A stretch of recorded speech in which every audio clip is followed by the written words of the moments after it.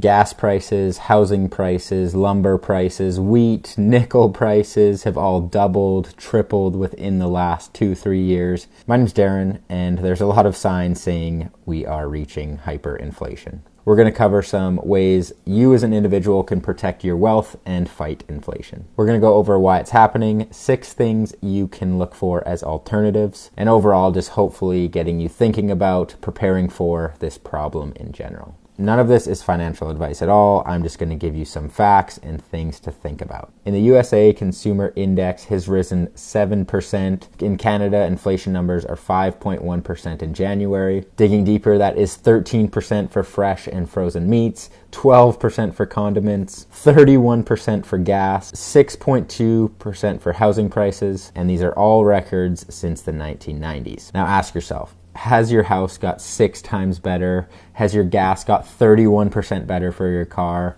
Has your meat got 13% more nutritious? The reality is our money is getting that much worse. Would these assets really be getting this much more expensive if it wasn't for the trillions of dollars that have been injected into our economies from our government's counterfeiting money printing schemes? Countries, including Canada's monetary base, has ballooned in the last couple years as they have not let a good crisis go to waste. More than 1/4 of all of the US and Canadian dollars in history have been printed in the last 2 years. You've lost 25% of your purchasing power just through government policy. Now, I know there's a lot of other ways to calculate inflation, including push, pull, wage inflation, other than just counting the monetary base. However, technology is really supposed to make things cheaper. There's a great book on this called The Price of Tomorrow by a fellow Canadian named Jeff Booth. He covers it beautifully. All of human knowledge,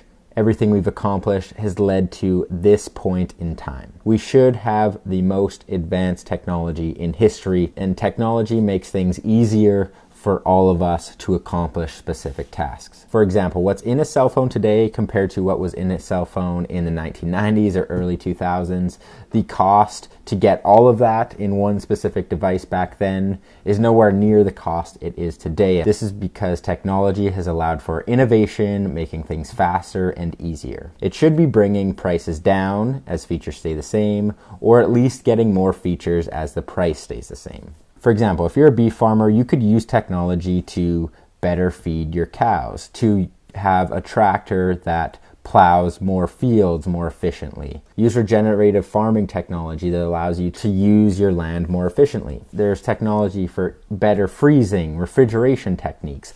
All of this should make the cost fall for producing 1 ounce of meat. At this point in time, where all of technology has led to this moment to make things easier, we still have prices going up in the Western world. No matter how productive the society has come, we can still not overcome the burden of inflation because our money printing supply is out of control. Now, how can you protect yourself? So holding cash is not going to fare you well. You're going to lose 5 to 7% a year in inflation. Let's say you did the right thing and put your money in a bank savings account where you get 0.5% interest per year. If you subtract this from inflation, which is 5% in Canada, 7% in the US, you're looking at, okay, now you have 4.5% inflation. I guess it's better than nothing, but you're still going to be losing money by putting your money in a bank. So we can't keep cash, we can't have money in a bank. What else could we look for? Well, we could look for stocks. Just by investing in the S&P 500, you'd be up 20% last year, 18% in 2020, 31% in 2019. So that is definitely beating inflation. But this requires time and investing into it. This requires trust of where you're sending your money to, who's holding your stocks for you. If the company is going to spend your money right, do they care about your share price? Stocks can still be at the risk of inflation, as we have seen stock splitting, which increases the supply of a company's stock. Number 2 is real estate. Now, it's no secret that housing prices are up everywhere across the board. The average sale in Canada was up 20% this year. So that is definitely going to beat inflation. You can also use real estate as a productive asset. So you can not only get the gains of inflation, but you can use it to generate rent when you own the land. Now, real estate is not for everyone. Qualifying for a mortgage is going to be harder and harder. There's lots of research that needs to be done on the property. There are lawyer and real estate fees, property taxes, and all of those fees will also go up with inflation. Number 3 would be precious metals like gold and silver. Now, gold has been a successful inflation hedge for thousands of years. When we were on a gold standard, cities used to look like this. Gold has a stable inflation rate because it is hard to mine,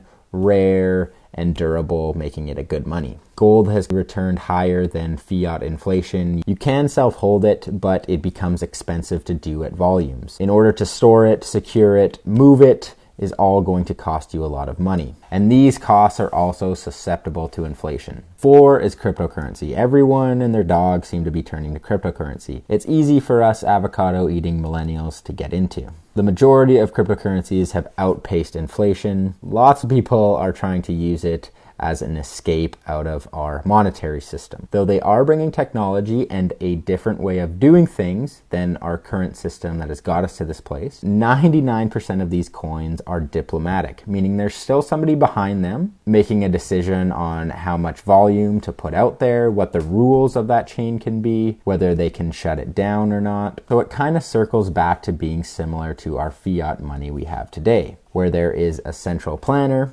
who can decide on the rules, who can decide on the number of coins that are available to the public.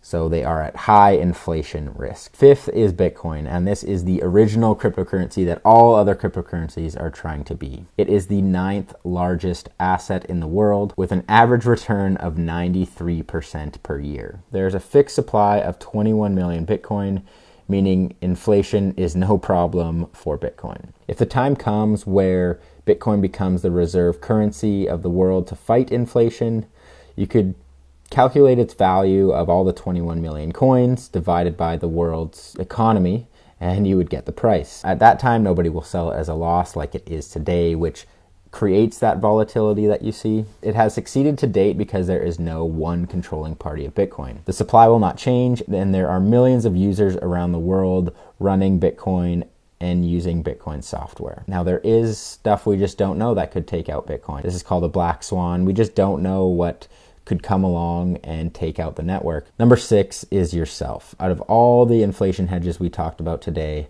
the only thing that you can control is yourself. Every price, every supply, every fee, every tax. Sure, you could voice your opinion, but can you really do anything about it? What you can do is invest in yourself. Whether that is a new skill, a new job, your own way of making money, that will have a higher return than anything else. There's a bit of myth about investing and saving. You're told save your money for retirement, but what you get is wealth in a wheelchair. And with today's inflation, that's not even going to happen anyway.